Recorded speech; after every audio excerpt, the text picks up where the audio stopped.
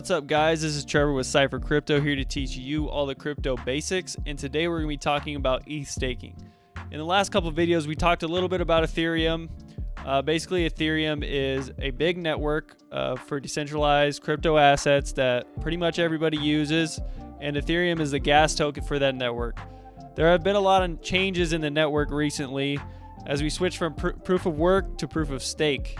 And what staking is basically putting your coins up with a validator network that will basically help earn you money. You end up earning about 6% per year by putting your coins with a validator, and they help secure the network, and they make it decentralized, and they make sure everything runs good. So that's the basics for Ethereum staking. And why would you want to do it? I mean, you're going to earn money at the end of the day. I mean, why wouldn't you do it if you're going to be holding Ethereum? The main people that want to stake their Ethereum are long-term investors in Ethereum, people that believe in the network and they want to help it thrive and they want to help it stay decentralized, and people that want to earn passive income. You end up earning anywhere from 1 to 10% depending on who you stake with, and just long-term investors, people that hobbyists. If you want to run your own node, you can do that. If you like messing around with computers, you can run your own node and actually end up earning slightly even more than 6%. So today we're going to be talking about what services you can use to stake with. There are quite a few options. Starting with the first one, we can talk about Coinbase because it's probably the most basic one of all. And they actually have a pretty good yield right now, coming at around 6%, close to 7%. And it's just with a couple of taps within their app on your phone, you can convert your ETH to ETH2, so they call it, or CBETH. So once you convert that, you're staking, and I'm pretty sure you're ready to go on the app. It's super simple, super easy to use, and it's not a bad option. The only downside to staking with Coinbase is the fact that they're not a decentralized entity, or they don't support the decentralization of the network. They are just a centralized exchange. They run it the way they run it, and I think they probably take a small percentage of the fees, which is okay in the long run. But there are other options out there if you're not interested in Coinbase and you're wanting to dig deeper. But for beginners, for people that don't have experience with crypto, for people that don't really want to dig much deeper, Coinbase is a great option. The one thing that I would be really wary about centralized exchanges is basically what happened with FTX. It could happen to Coinbase, not saying that it will. I don't think the two are even closely similar, but the fact that you have your assets on a centralized exchange could be an issue. And if they ever got hacked, if anything ever happened with the business, it could come into play where you can't get your crypto out. So I would be wary of that fact. Coming in at number 2, we'll talk about Lido. Lido is a huge staking platform. That's basically what they do, is staking as a service. They focus on Ethereum. They do staking for Polygon. They do staking for Polkadot and some other ones, Solana. But the big thing about Lido is they kind of had the first mover advantage. They have a huge TVL.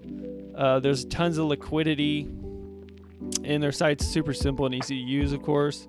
The one thing that we'd be wary of about Lido is the fact that their main product, stETH, doesn't trade at parity with ETH.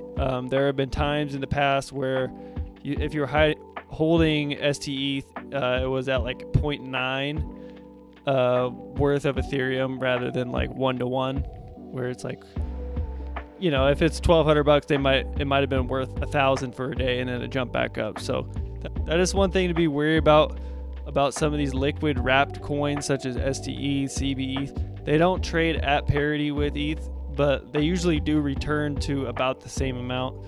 So that is a good thing because there's tons of liquidity. So it always kind of balances out. But when there's a liquidity crisis like with FTX, that's when you run into trouble. So one thing that's a downside with Lido is it's only about 4 to 5% right now. So you're earning less than you would be with Coinbase or Frax.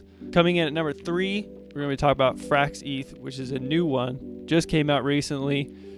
And the number one thing that's great about Frax is it's designed by a team that specializes in stable coins, and it's very stable, and it trades nearly at peg with ETH. frxETH is really stable. Every Ethereum that you put into Frax spits out 1 Ethereum, and that could be used in DeFi. But the main thing you want to do is stake it right away. Put it in the staking pool, and you'll be earning around 6%. One downside about Frax is it's a little bit more advanced. You have to have a MetaMask. You have to know how to use it. You have to know how to use your MetaMask, and you have to go through all the steps. Basically, what you do is you go to the page, use the minting function to turn your ETH into frxETH, and then you go to the next page and you stake it right away in their staking pool. Another bad thing about Frax is we don't know what's going to happen with it. It hasn't been out that long. I'm not saying anything will happen, but it's just not battle tested yet. Coming in at number 4, we're going to be talking about Rocketpool. Rocketpool is a staking service that is very high on decentralization scale. What Rocketpool specializes in is they help people spin up nodes. What do nodes do? It's basically you are the validator. You are the one in charge of the pool. You can start a node with 16 Ethereum with Rocketpool, which is the only protocol that offers this incentive. Usually it's about 32 ETH, but it's about half that with Rocketpool because of the unique way that they've set it up. They take the staking, like the liquid staking pool, and they pool it with your 16 ETH to make a full 32 ETH node, and that's going to enable you to earn anywhere from 3 to 6% per year. Right now their staking yields at 3%, but their nodes are yielding about 6%, close to 7%. And then if you have Rocketpool tokens, you can actually earn Rocketpool tokens on top of that. So that's a really good part of that. Only problem is it's not very, running a node is not really that realistic for most people. It has like high hardware requirements, and you have to constantly update it. But it can be a good passive income stream for somebody that's very tech savvy. And then the main downside is the yield is pretty low right now at around 3.5%. So we're going to have to see that come up if they're really going to want to take over the likes of Lido and the other staking platforms as it is right now. Coming in at number 5, I'll talk about Stakewise, talk about Ankr. There's a bunch of different staking as a service protocols out there, just like Lido. And basically in my research, I looked at Stakewise, came in around 5%. They took a 10% fee off of your staking in your rewards. So their staking product has been out for a long time. It's frxETH, and that's the number one thing I would say that's great about Stakewise is their product is battle tested, and it has stayed pretty well pegged to ETH.